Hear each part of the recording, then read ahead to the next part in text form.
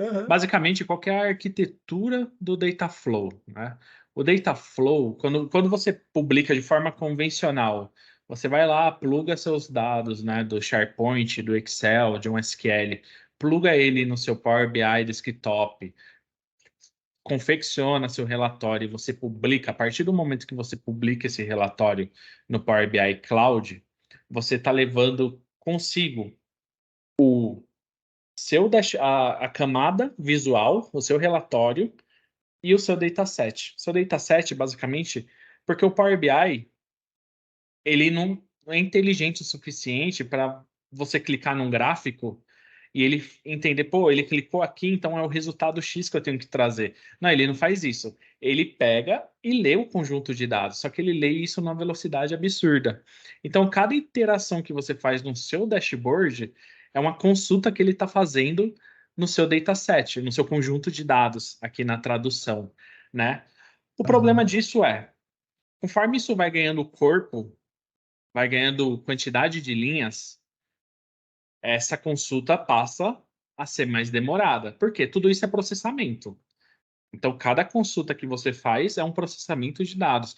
Quanto maior a consulta, quanto mais linhas tiver, mais maior é o consumo, né? O consumo do recurso computacional para ter aquele resultado. Então, com isso, o seu relatório você começa a sentir problemas de performance. Tá? Eu já tive Ah, problemas, assim, primeiro dashboard que eu construí na minha vida foi horrível. Foi uma experiência horrível, porque assim, eu clicava num gráfico, ele demorava 10 segundos nossa. processando para trazer. Mas por quê? Porque a minha construção, a arquitetura que eu construí naquela época foi um pouco amadora. Eu estava começando, então é natural, né? Você já não começa nas melhores práticas existentes, né? Você começa da forma que você acha proveniente. E E, Excel, né, cara? e Comecinho Excel, de todo mundo ali é você pegar um Excel, arregaçando, meter um BI Excel, ali CSV, e vai que né? vai. Arregaçando. E assim, isso começa a onerar, né? Então, pô, como eu performo melhor isso? Existem várias formas de você performar melhor. Às vezes é a construção da sua medida que tá um pouco capenga ali, você tem que dar uma ajustada, apertar o parafuso, só isso já vai ser suficiente. Mas pensa que então esse conjunto de dados, ele está carregando com ele todo o tratamento que você faz no Power Query. Então, você plugou 50 arquivos de Excel, lista do SharePoint, bancos de dados SQL, NoSQL, né? Enfim. E você faz vários tratamentos, inclusive ali, pô, faz várias transformações com Power Query, tira a coluna, cria nova coluna, né? Pivota a tabela, faz merge, isso e aquilo. Tudo isso, a cada atualização de relatório, o Power BI ele vai ter que seguir essas etapas, ele vai ter que aplicar essas transformações, né? Então, qual que é a estratégia? Qual propósito vem o Data Flow? E essa arquitetura aqui ela é bem bacana, ela não é específica do Data Flow, mas ela elucida bem, que é, eu tenho, então, minhas fontes de dados, que podem ser múltiplas, milhares de fontes de dados, e ao invés de eu plugar isso diretamente no meu dashboard, eu crio um step anterior para tratar esses dados previamente, e isso ele está desacoplado.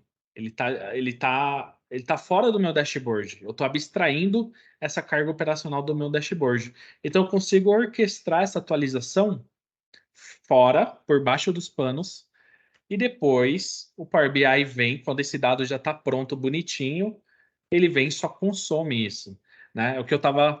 O exemplo que eu gosto de dar é ele age como um auxiliar de pedreiro. Então tem o pedreiro ali, se o pedreiro ele for sozinho, ele precisa fazer uma massa ali, ele precisa fazer um concreto.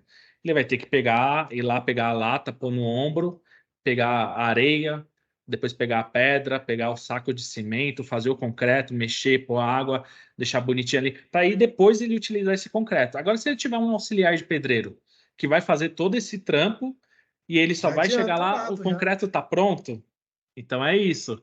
Então essa é a função do data flow, ele está desacoplando, Ele, tá? o dataset, então, então, só para recapitular aqui, Pedro, Em vez de quando eu tiver um relatório publicado no Power BI, eu tiver duas camadas, relatório e dataset. Hoje é o básico, é assim, né?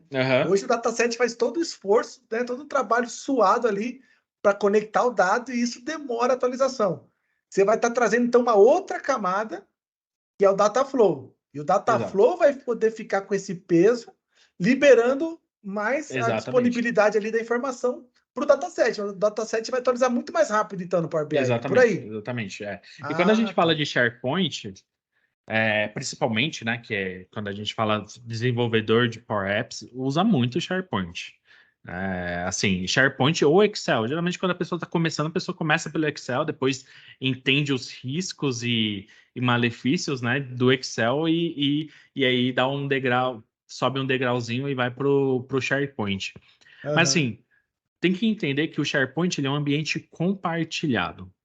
Diferente de um banco de dados no SQL Server, por exemplo, onde se aquilo está engasgando, o DBA ele consegue ir lá atribuir mais recursos para aquele banco de dados, ou seja, vai colocar mais memória, vai colocar mais disco, vai colocar mais processador, mais SSD, e aquele gargalo vai embora. No SharePoint você não consegue, você não tem o controle sobre esse ambiente. Você nem sabe quantos recursos estão sendo utilizados ali. Você simplesmente usa. É uma plataforma que a Microsoft te deu e falou: Tó, filho, usa. Então, assim, às vezes o ambiente ele pode estar um pouco moroso. E pensa assim, vamos usar um exemplo. Todo dia, às 8 horas da manhã, eu preciso atualizar o meu dashboard. Sim. E eu preciso garantir que esse dashboard ele esteja atualizado até às 8h20 da manhã, porque às 8h30 tem uma daily que o pessoal usa com base as informações desse dashboard para projetar o que elas vão fazer ali no dia, na sprint, enfim. Só que meu dashboard tem milhares de fontes de dados ali plugadas e eu coloco ele para atualizar 8 horas da manhã e ele termina às 9. Nossa, mas não, deixa o cenário um pouquinho pior, Pedro. Imagina que nessa reunião tem diretor, tem gerente, tá o VP, tem PhD, e os caras estão com o pezinho, batendo o pezinho no chão assim, ó, querendo atualizar e o refresh. Aquela maquininha fica, Nossa, nunca aquele acaba. círculozinho assim atualizando. Você dá Calma o F5, aí, camarada, calma aí, vai atualizar, camarada, espera aí. É por aí, né, Pedro? Esse é o cenário trágico de uma reunião de limite, né? Não atualizar a informação. E SLA de atualização assim, é um problema constante, tá? Eu vejo muita gente enfrentando problemas assim de performance. É algo comum. Então, qual que é a estratégia? Eu jogo essa carga operacional para o meu data flow e coloco ele para atualizar num horário bem oposto ao que eu preciso. Então, se eu preciso que 8 horas da manhã o meu dashboard, eu sei que 8 horas da manhã o meu relatório vai atualizar, posso colocar o meu Dataflow para atualizar às 5 horas da manhã. Ele vai demorar 2 horas para atualizar, ok. Mas eu consigo garantir que quando der 8 horas da manhã e o meu relatório precisar atualizar, a camada dos dados ali já foi atualizada. Então, meu relatório, o Power BI vai apenas ler aquilo dali que já está pronto. Então, esse dado vai subir em 5 minutos ou segundos, dependendo da quantidade de dados que tem ali. Então, é coisa absurda. Então, você não fica à mercê da disponibilidade do ambiente, porque quem já usou SharePoint sabe que às vezes pode demorar 10 segundos para atualizar um relatório, como pode demorar 1 minuto, como pode demorar 40. É como eu disse, é um ambiente que você não controla. Então, às vezes ele está moroso ali, só que você não consegue ter nenhuma ação sobre isso.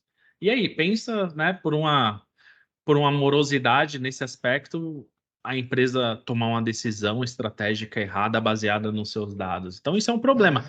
Coloca em xeque tudo que você fez. Você pode ter feito um baita trabalho de desenvolvimento, um baita trabalho de modelagem de dados, um baita trabalho de confecção desse relatório, pensando no database, mas se ele não tiver atualizado na hora que é necessário, errou. Você já passou, você já perdeu o timing disso. Ô, Então, Pedro, cara, legal. Meu,